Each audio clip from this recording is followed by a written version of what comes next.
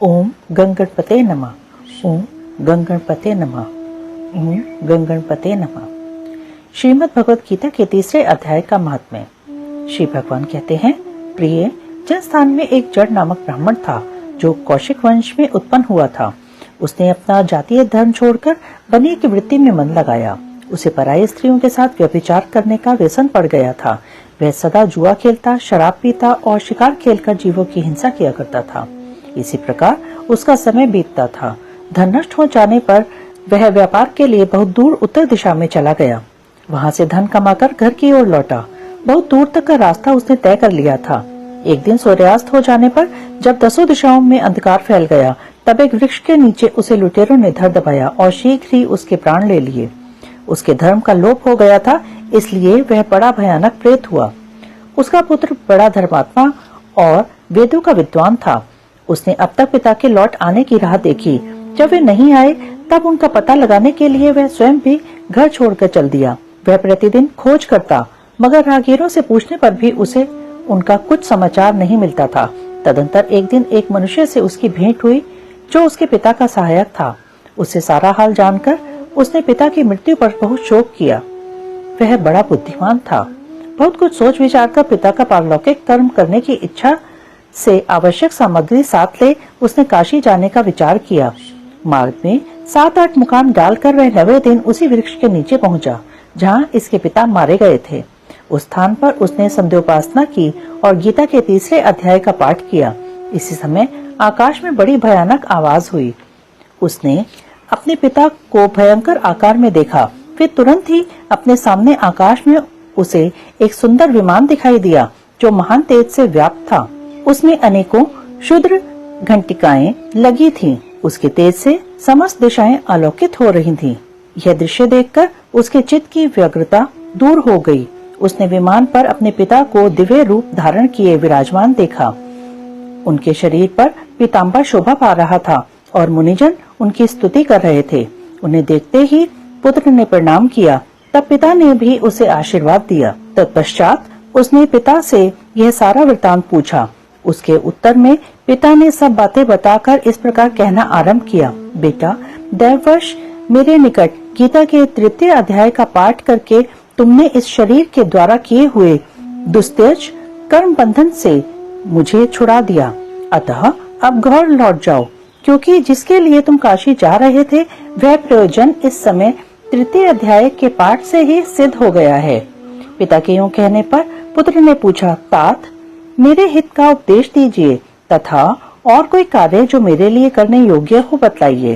तब पिता ने उससे कहा, अनग, तुम्हें यही कार्य फिर करना है।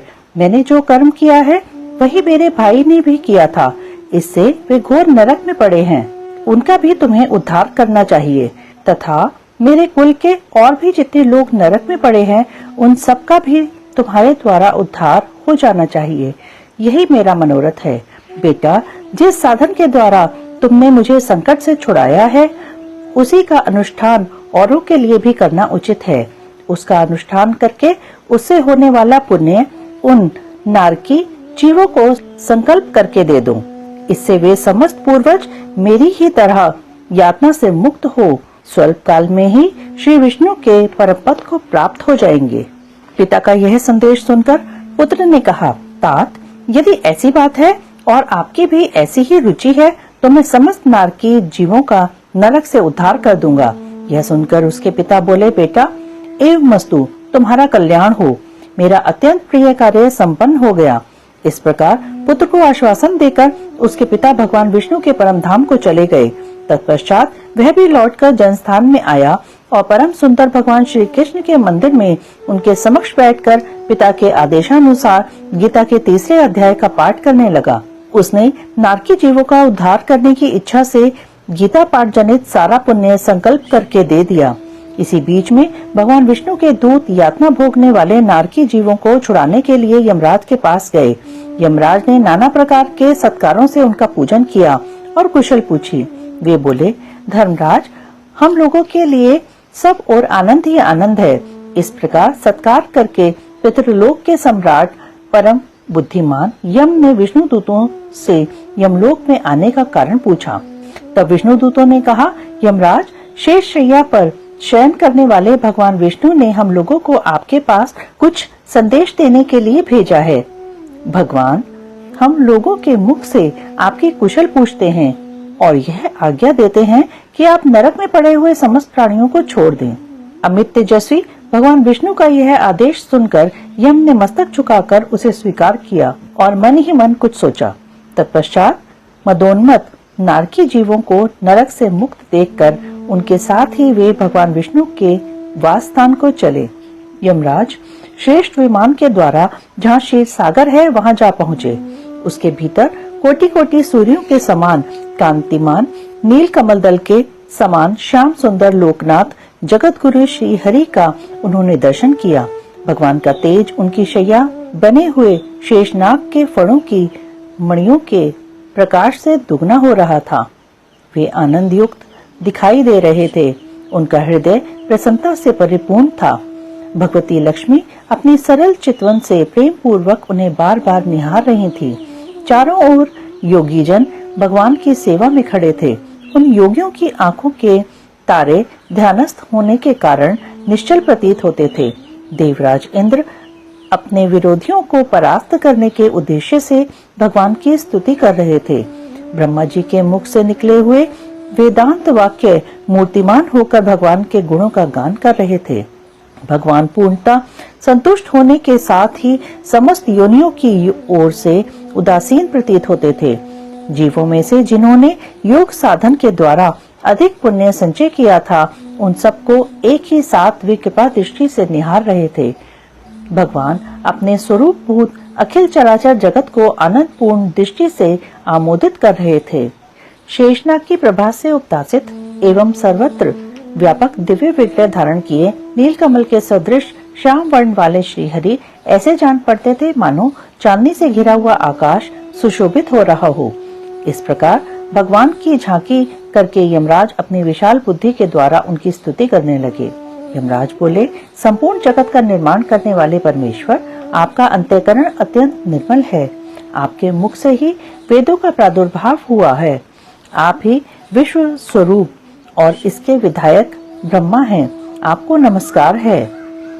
अपने बल और वेग के कारण जो अत्यंत दुर्धर्ष प्रतीत होते हैं, ऐसे दानवेंद्रों का अभिमान चूर्ण करने वाले भगवान विष्णु को नमस्कार है। पालन के समय सत्मय शरीर धारण करने वाले विश्व के आधारभूत सर्वव्यापी श्री हरि को नमस्कार है। समस्त देहधारियों की पातक राशि को दूर करने वाले परमात्मा को प्रणाम है। जिनके ललाटवर्ती नेत्र के तनिक सा खुलने पर भी आग की लपटें निकलने लगती हैं, उन रुद्र रूपधारी आप परमेश्वर को नमस्कार है। आप संपूर्ण विश्व के गुरु, आत्मा और महेश्वर हैं। अतः समस्त वैष्णव जनों को संकट से मुक्त करके उन पर अनुग्रह करते हैं। आप माया से विस्तार को प्राप्त हुए अखिल विश्व में व्याप्त होकर भी कभी माया अथवा उससे उत्पन्न होने वाले गुणों से मोहित नहीं होते। माया तथा माया जनित गुणों के बीच में स्थित होने पर भी आप पर उनमें से किसी का प्रभाव नहीं पड़ता। आपकी महिमा का अंत नहीं है, क्योंकि आप असीम हैं। फिर आप वाणी के विषय कैसे हो सकते हैं? अतः मेरा मौन रहना ही उचित है। इस प्रकार स्तुति करके यमराज ने हाथ जोड़कर कहा, जगत गुरु, आपके आदेश से इन जीवों को गुण रहित होने पर भी मैंने छोड़ दिया है। अब मेरे योग्य और जो कार्य हो उसे बताइए। उनके योग कहने पर भगवान मधुसूदन मेघ के समान गंभीर वाणी द्वारा मानो अमृत रस से सींचते हुए बोले, धर्मराज, तुम सबके प्रति समान भाव रखते हुए लोगों का पाप से उद्धार कर रहे हो। तुम पर देहधारियों का भार रखकर मैं निश्चिंत हूँ। अतः तुम अपना काम करो और अपने लोक को लौट जाओ। यूं कहकर भगवान अंतर्ध्यान हो गए। यमराज भी अपनी पुरी को लौट आए। तब वह ब्राह्मण अपनी जाति के और समस्त नारकी जीवों का नरक से उद्धार करके स्वयं भी शेष विमान द्वारा श्री विष्णु धाम को चला गया। ओम श्री परमात्मने नमः। तीसरा अध्याय। इस पर अर्जुन ने प्रश्न किया कि हे जनार्दन, यदि कर्मों की अपेक्षा ज्ञान आपके श्रेष्ठ मान्य है, तो फिर हे केशव, मुझे भयंकर कर्म में क्यों लगाते हैं, तथा आप मिले हुए से वचन से मेरी बुद्धि को मोहित सी करते हैं। इसलिए उस एक बात को निश्चय करके कहिए कि जिससे मैं कल्याण को प्राप्त हूँ। इस प्रकार अर्जुन के पूछने पर भगवान श्री कृष्ण महाराज बोले, हे निष्पाप अर्जुन, इस लोक में दो प्रकार की निष्ठा मेरे द्वारा पहले कही गई है, ज्ञानियों की ज्ञान योग से और योगियों की निष्काम कर्म योग से। परंतु किसी भी मार्ग के अनुसार कर्मों को स्वरूप से त्यागने की आवश्यकता नहीं है, क्योंकि मनुष्य न तो कर्मों के न करने से निष्कर्मता को प्राप्त होता है और न कर्मों को त्यागने मात्र से भगवत साक्षात्कार रूप सिद्धि को प्राप्त होता है, तथा सर्वथा कर्मों का स्वरूप से त्याग हो भी नहीं सकता, क्योंकि कोई भी पुरुष किसी काल में क्षण मात्र भी बिना कर्म किए नहीं रहता है। निसंदेह सभी पुरुष प्रकृति से उत्पन्न हुए गुणों द्वारा परवश हुए कर्म करते हैं। इसलिए जो मूढ़ बुद्धि पुरुष कर्मेंद्रियों को हठ से रोककर इंद्रियों के भोगों को मन से चिंतन करता रहता है, वह मिथ्याचारी अर्थात दंभी कहा जाता है। और हे अर्जुन, जो पुरुष मन से इंद्रियों को वश में करके अनासक्त हुआ कर्मेंद्रियों से कर्मयोग का आचरण करता है, वह श्रेष्ठ है। इसलिए तू शास्त्र विधि से नियत किए हुए स्वधर्म रूप कर्म को कर, क्योंकि कर्म न करने की अपेक्षा कर्म करना श्रेष्ठ है, तथा कर्म न करने से तेरा शरीर निर्वाह भी नहीं सिद्ध होगा। हे अर्जुन, बंधन के भय से भी कर्मों का त्याग करना योग्य नहीं है, क्योंकि यज्ञ अर्थात विष्णु के निमित्त किए हुए कर्म के सिवा अन्य कर्म में लगा हुआ ही यह मनुष्य कर्मों द्वारा बंधता है। इसलिए हे अर्जुन, आसक्ति से रहित हुआ उस परमेश्वर के निमित्त कर्म का भली प्रकार आचरण कर। कर्म न करने से तू पाप को भी प्राप्त होगा, क्योंकि प्रजापति ब्रह्मा ने कल्प के आदि में यज्ञ सहित प्रजा को रचकर कहा कि इस यज्ञ द्वारा तुम लोग वृद्धि को प्राप्त हो, और यह यज्ञ तुम लोगों को इच्छित कामनाओं के देने वाला होवे, तथा तुम लोग इस यज्ञ द्वारा देवताओं की उन्नति करो और वे देवता लोग तुम लोगों की उन्नति करें। इस प्रकार आपस में कर्तव्य समझकर उन्नति करते हुए परम कल्याण को प्राप्त होवोगे, तथा यज्ञ द्वारा बढ़ाए हुए देवता लोग तुम्हारे लिए बिना मांगे ही प्रिय भोगों को देंगे। उनके द्वारा दिए हुए भोगों को जो पुरुष इनके लिए बिना दिए ही भोगता है, वह निश्चय चोर है। कारण कि यज्ञ से शेष बचे हुए अन्न को खाने वाले श्रेष्ठ पुरुष सब पापों से छूटते हैं, और जो पापी लोग अपने शरीर पोषण के लिए ही पकाते हैं, वे तो पाप को ही खाते हैं, क्योंकि संपूर्ण प्राणी अन्न से उत्पन्न होते हैं और अन्न की उत्पत्ति वृष्टि से होती है, तथा वृष्टि यज्ञ से होती है, और वह यज्ञ कर्मों से उत्पन्न होने वाला है, तथा उस कर्म को तू वेद से उत्पन्न हुआ जान, और वेद अविनाशी परमात्मा से उत्पन्न हुआ है। इससे सर्वव्यापी परम अक्षर परमात्मा सदा ही यज्ञ में प्रतिष्ठित है। हे पार्थ, जो पुरुष इस लोक में इस प्रकार चलाए हुए सृष्टि चक्र के अनुसार नहीं बरतता है, अर्थात शास्त्रानुसार कर्मों को नहीं करता है, वह इंद्रियों के सुख को भोगने वाला पापायु पुरुष व्यर्थ ही जीता है। परंतु जो मनुष्य आत्मा ही में प्रीति वाला और आत्मा ही में तृप्त तथा आत्मा ही में संतुष्ट होवे, उसके लिए कोई कर्तव्य नहीं है, क्योंकि इस संसार में इस पुरुष का किए जाने से भी कोई प्रयोजन नहीं है और न किए जाने से भी कोई प्रयोजन नहीं है, तथा इसका संपूर्ण भूतों में कुछ भी स्वार्थ का संबंध नहीं है, तो भी उसके द्वारा केवल लोक हितार्थ कर्म किए जाते हैं। इससे तू अनासक्त हुआ निरंतर कर्तव्य कर्म का अच्छी प्रकार आचरण कर, क्योंकि अनासक्त पुरुष कर्म करता हुआ परमात्मा को प्राप्त होता है। इस प्रकार जनकादि ज्ञानी जन भी आसक्ति रहित कर्म द्वारा ही परम सिद्धि को प्राप्त हुए हैं। इसलिए तथा लोक संग्रह को देखता हुआ भी तू कर्म करने को ही योग्य है, क्योंकि श्रेष्ठ पुरुष जो आचरण करता है, अन्य पुरुष भी उसके ही अनुसार बरतते हैं। वह पुरुष जो कुछ प्रमाण कर देता है, लोग भी उसी के अनुसार बरतते हैं।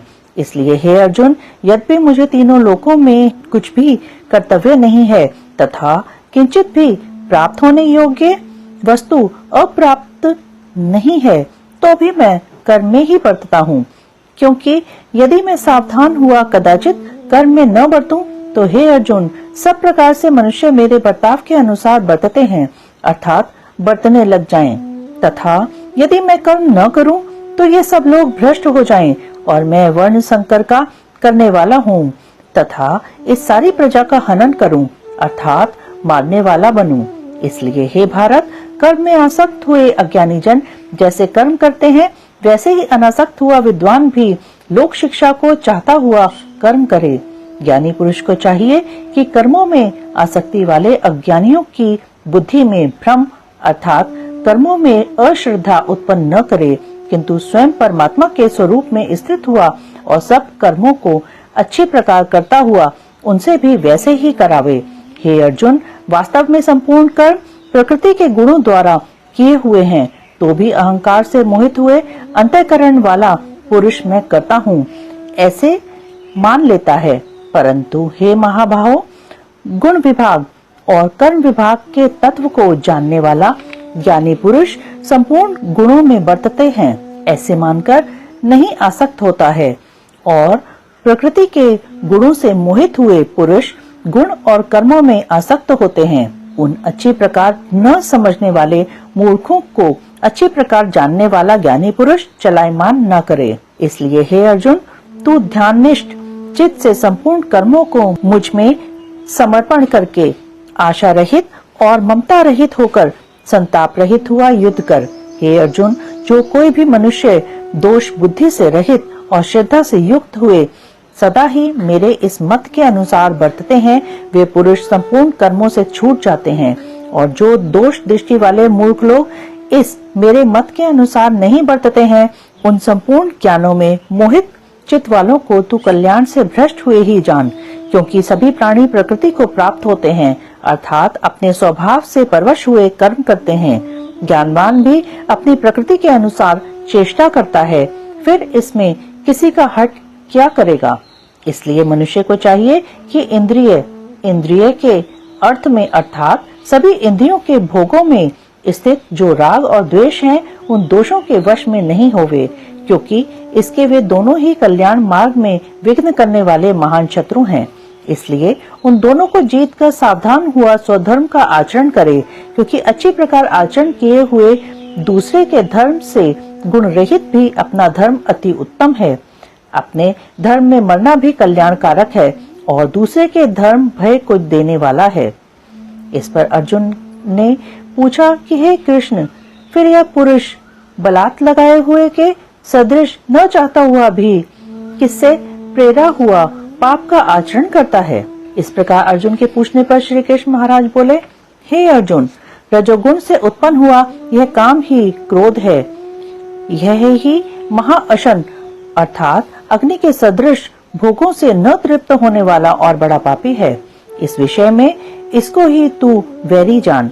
जैसे धुएं से अग्नि और मल से दर्पण ढका जाता है तथा जैसे जेठ से गर्भ ढका हुआ है, वैसे ही उस काम के द्वारा यह ज्ञान ढका हुआ है। और हे अर्जुन, इस अग्नि सदृश न पूर्ण होने वाले काम रूप ज्ञानियों के नित्य वैरी से ज्ञान ढका हुआ है। इंद्रियां, मन और बुद्धि इस काम के वासस्थान कहे जाते हैं, और यह काम इन मन, बुद्धि और इंद्रियों द्वारा ही ज्ञान को आच्छादित करके इस जीवात्मा को मोहित करता है। इसलिए हे अर्जुन, तू पहले इंद्रियों को वश में करके ज्ञान और विज्ञान के नाश करने वाले इस काम पापी को निश्चय पूर्वक मार। और यदि तू समझे कि इंद्रियों को रोककर काम रूप वैरी को मारने की मेरी शक्ति नहीं है, तो तेरी यह भूल है, क्योंकि इस शरीर से तो इंद्रियों पर श्रेष्ठ, बलवान और सूक्ष्म कहते हैं, और इंद्रियों से पर मन है, और मन से भी पर बुद्धि है, और जो बुद्धि से भी अत्यंत पर है वह आत्मा है। इस प्रकार बुद्धि से पर अर्थात सूक्ष्म तथा सब प्रकार बलवान और श्रेष्ठ अपने आत्मा को जानकर और बुद्धि के द्वारा मन को वश में करके, हे महाबाहो, अपनी शक्ति को समझकर इस दुर्जय कामरूप शत्रु को मार। इति श्रीमद् भगवत गीता रूपी उपनिषद एवं ब्रह्म विद्या तथा योग शास्त्र विषयक श्री कृष्ण और अर्जुन के संवाद में कर्मयोग नामक तीसरा अध्याय संपूर्ण।